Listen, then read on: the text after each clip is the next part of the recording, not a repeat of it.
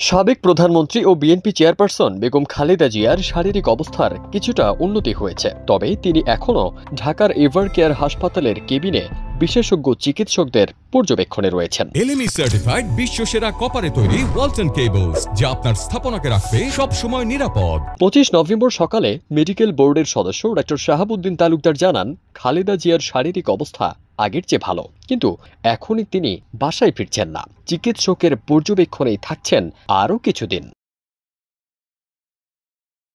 23 November রাতে নিয়মিত স্বাস্থ্য পরীক্ষার জন্য গুলশানের বাসা থেকে তাকে হাসপাতালে নেওয়া হয়। পরে মেডিকেল বোর্ডের পরামর্শে ভর্তি রেখে বিভিন্ন পরীক্ষা নিরীক্ষা এবং প্রয়োজনীয় চিকিৎসা দেওয়া হচ্ছে।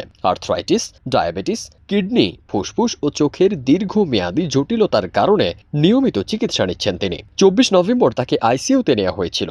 25 নভেম্বর কেবিনে স্থানান্তর করা হয়। লন্ডন থেকে তারেক রহমান ও তার স্ত্রী জুবাইদা রহমান নিয়মিত তার শারীরিক অবস্থার খোঁজ রাখছেন। ঢাকায় বেগম জিয়ার ছোট ছেলে আরাফাত রহমান কোকোর স্ত্রী সৈয়দা শামিলার রহমানও হাসপাতালেই রয়েছেন পরিবারের সদস্য হিসেবে।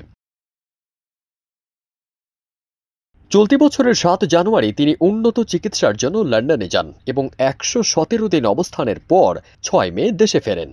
এদিকে খালেদা জিয়ার রোগ মুক্তি ও সুস্থতা কামনা করে বিভিন্ন স্থানে কোরআন খতম হচ্ছে, আয়োজন করা হচ্ছে দোয়া মাহফিলের। ফারদিন সানি, দেশ রূপান্তর।